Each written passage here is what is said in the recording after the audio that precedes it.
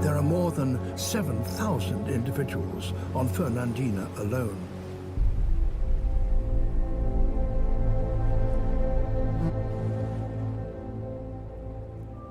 And by bringing nutrients from the sea to the land, the iguanas help other animals to survive here too.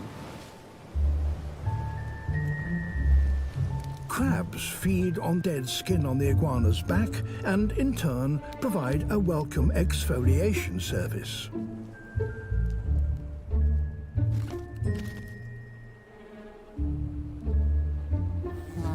While smaller lizards prey on the flies that pester the colony.